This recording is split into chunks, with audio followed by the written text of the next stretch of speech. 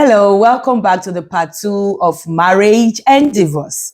Again, this is your friend, Minister Light from Brighter Light Ministry, and Minister Carla, Mr. Philippi.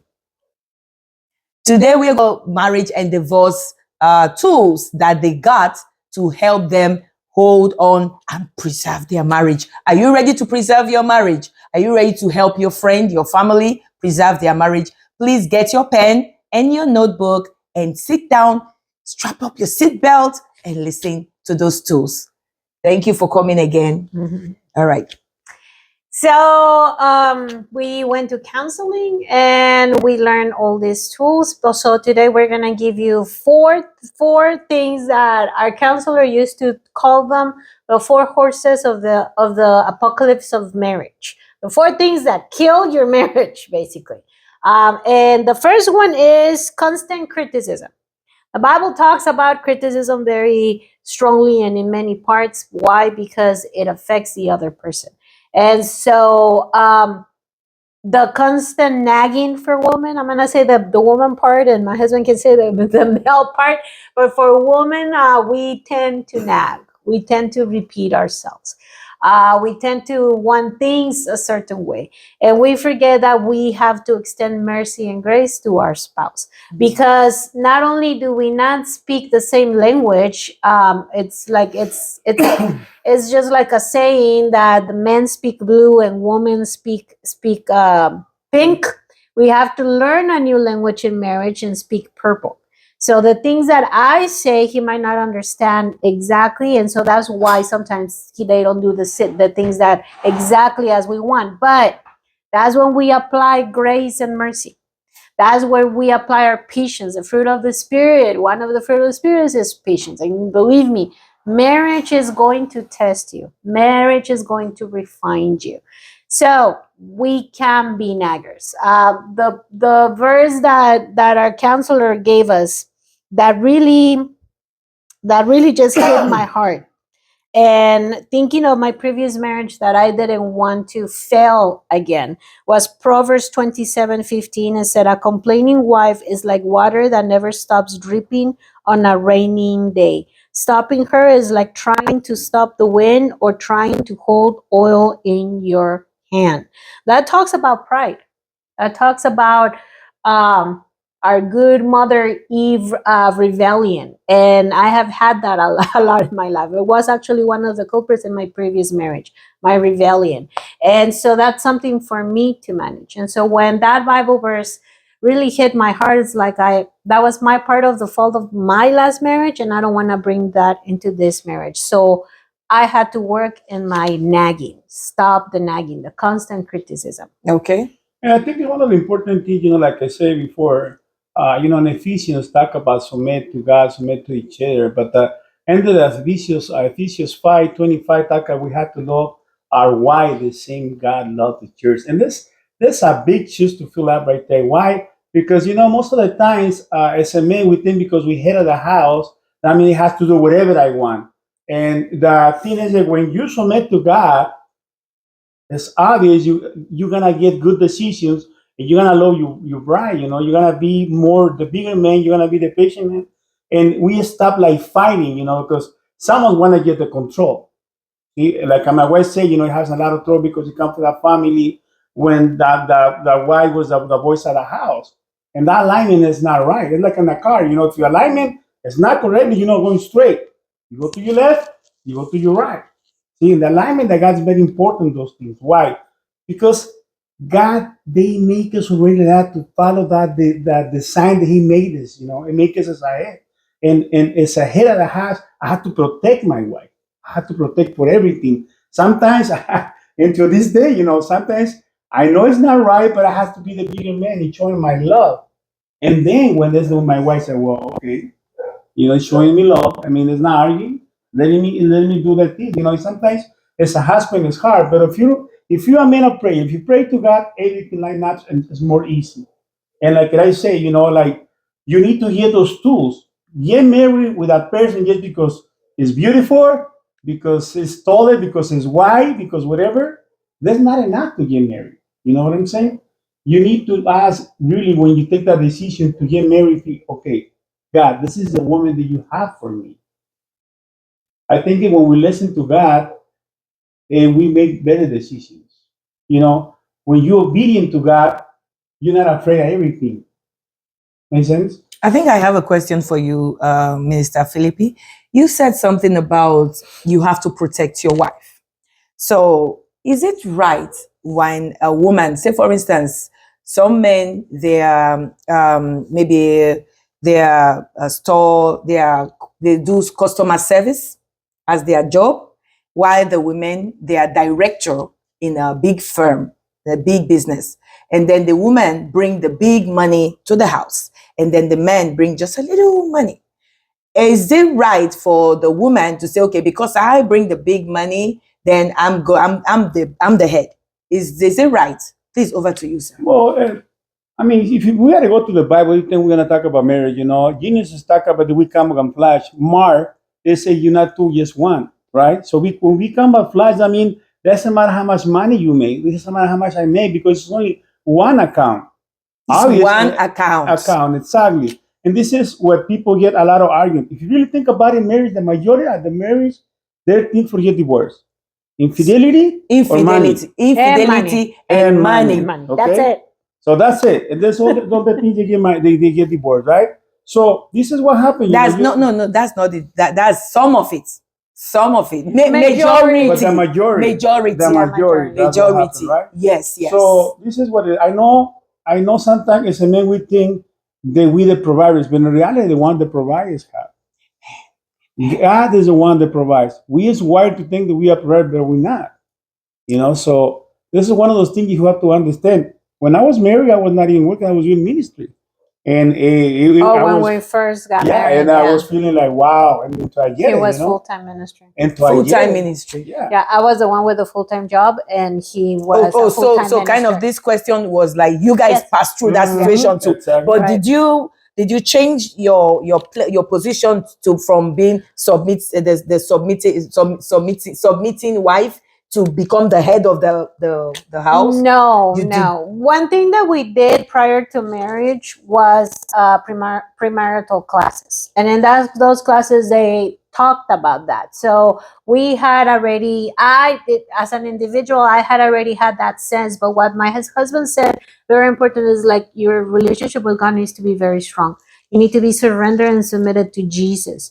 And Jesus had let me know prior to getting married that was going to be my task.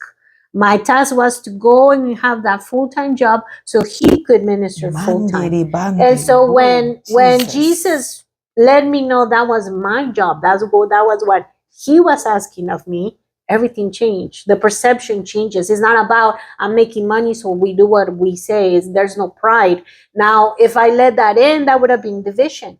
So one of the things that they talked about at the premarital class was that it was one house, one bed, one wallet. One house, one house, one bed, one bank account. One bank account. It's not a secret bank account here or a secret. I'll have this secret. No. Both of you become one. One plus one become one. And in everything. That's where unity comes from. If you let division, just like you spoke very, very wisely, if you let division, that's the ground for the enemy to come in and start to steal, kill, and destroy. Wow. So wow, separation. So we'll be rounding up this part 2. We'll be coming up with part 3. But I have a quick question for Mr. and Mrs. I'm going to ask you: is it possible for couples to be secretive from each other? Hide what? Like have some secrets. Yeah. Oh, that's the second apocalypse. That's the second course of the apocalypse of marriage. Actually. Oh, the first one was what? The first one was constant criticism. No, the first from that box that we have a toolbox. They went on counseling for 2 years, and they had 4 tools. We're just going to cut it short because another time will come for the class. But they were able to acquire 4 tools. The first one was 4 things to avoid. 4 things to avoid. This one is constant criticism. The first one was constant criticism. This includes the blame shift. You always do this, or it's your fault. That comes under constant criticism. We try to not do that. Cut it off for both of you, male and female. Don't shift blame. Don't you always do this? You will always do this. Those constant criticisms always kill a marriage. So watch out for calling your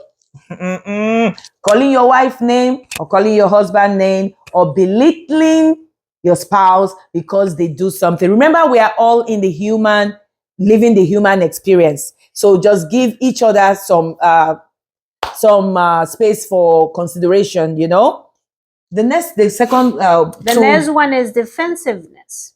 And here is where those secrets could lie. Defensiveness basically is just putting a persona to not accept errors, to not be transparent, to start having like that deceiving, no, it's not my fault because there's this and that, and that's not being transparent and honest. And that's where you could hide secrets. That's where the lying comes in.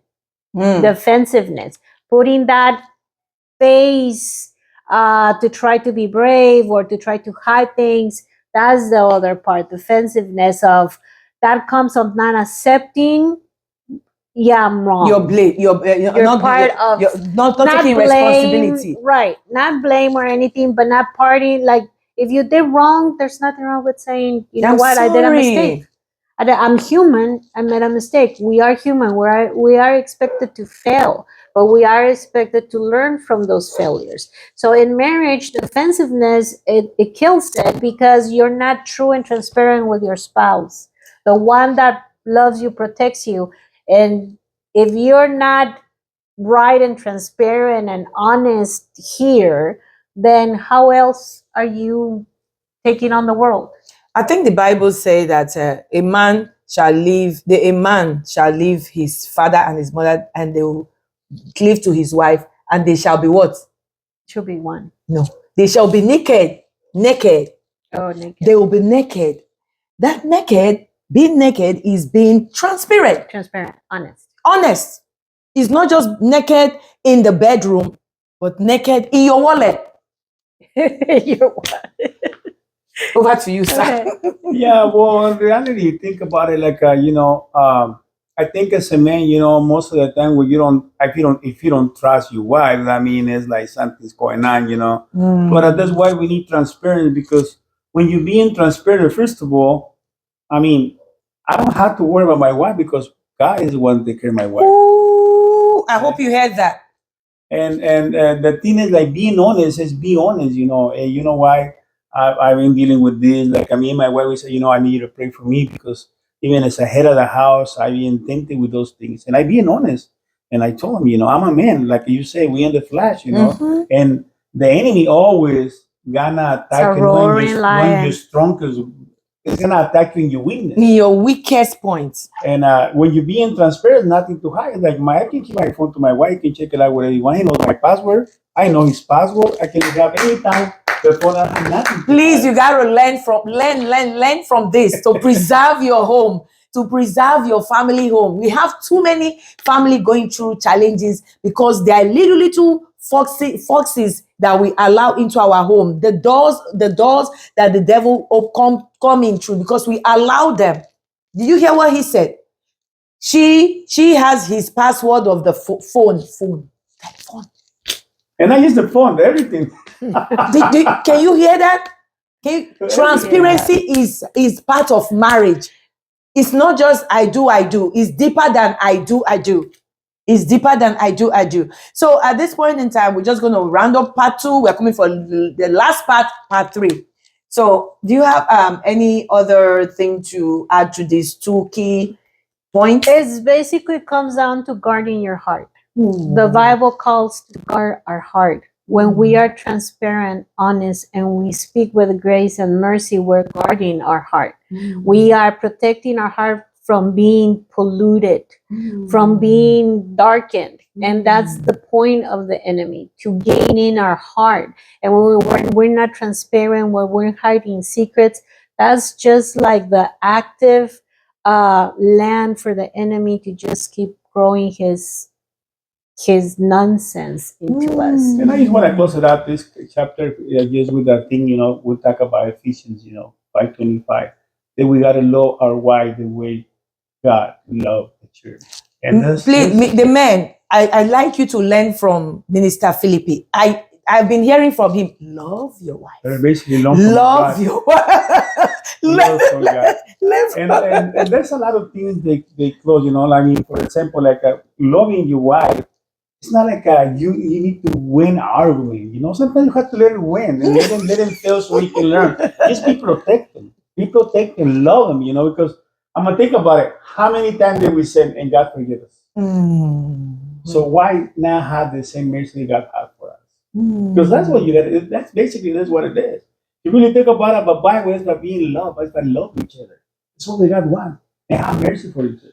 Amen to that. Wow. Amen. Wow. Praise the Lord. Praise the Lord. Thank you for your time. Thank you for being patient with us. We're going to come back with the part 3.